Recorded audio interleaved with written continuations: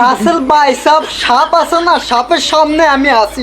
আপনি ঘরে দিয়েও মায়া যে ইমান আলী সব কিছু আপনারা চান। ওই যে ইয়াদের ভিতরে রাসেল ভাই সাহেব নামে আমাকে ভাই সাহেব আইয়ে এই ভাই সাহেবরা আমি আপনারা দিয়েই আমি এই জায়গায় কীভাবে আইছি, কী কারণে আইছি, কোন উদ্দেশ্যে আইছি, কি মতলবে আইছি সব কিছু আপনাগুলো শেয়ার করে আপনার ভিডিওটা সম্পূর্ণ সাইড হইব। তারপরে আপনারা বুঝে যাবেন রাসেল ভাই সাহেব বা বাইপাস নামে পরিচিত হওয়ার একদম ইমান আলীর চক্রান্ত।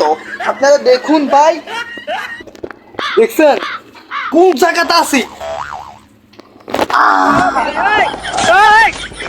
ভাই।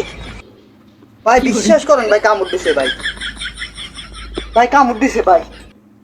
ভাই আপনি করে কেন বুঝাই ভাই সাহেব আরে কামড় দিছে কোন জায়গাতে আছি। আমি ভিডিও বানানো লাইলে রাসেল ভাই সাহেব আর ভাই পাস আই সাইতাম হেতে রে আই খবর হাইছি রাসেল ভাই সাহেব ইয়ানে আছে এবং ইয়ানে কামড়াই তো বই রয়েছে আম করে। এই কারণে আমি এখানে জঙ্গলের ভিতরে প্রবেশ করেছি, নদীর কোনাতে জঙ্গলের মধ্যে, যাতে রাসেল ভাই সাহেব আমার পাশে আমারে আদর করে। আদর কথা বুঝছেন? ইদানিং ফেসবুক, ইউটিউব, ইনস্টাগ্রামে, টিকটকে ছড়িয়ে গেছে রাসেল ভাই সাহেব বাইপাস নামে পরিচিত আমাদের ভাই সাহেব, অন্তরের ভাই সাহেব, যাকে নিয়ে কথোপকথন হয়েছে। অনেক নায়িকারা তাকে নিয়ে ডর ভয় বৃত্তি পেয়েছে। অনেক মানুষে ব্লগ ভিডিও বানাইতেছে, আবার অনেকে টিকটক বানাইতেছে, আবার অনেকে নাচা গানিতে করতেছে রাসেল ভাই সাহেবের সঙ্গে।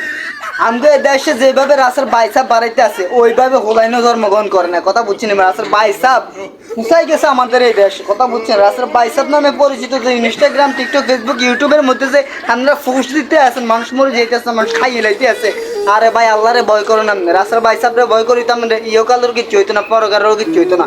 আল্লাহরে ভয় করলে আপনার সব কিছু ঠিক থাকবে। আপনার রাসেল ভাই সাহেবরে ভয় করি কোনো লাভ নেই। কথা বুঝছেন নি? অনেকে তো অনেক কথা কয় রাসেল ভাই সাহেব নামে, অনেক হুজুরও অনেক কথা বলতেছে জ্ঞান ভিত্তিক কথা, জ্ঞানবান মানুষের কাছ থেকে। আর আমিও কইতে আছি কারণ আমি রাসেল বাইপাসের সামনে আইছি এবং ভাই সাহেবরে ধরার লাগিয়ে আপনাদের সামনে উপস্থাপন হয়েছি। তো ভিডিওটি ভালো লাগলে অবশ্যই আমার পাশে থাকবেন। আসসালামু আলাইকুম।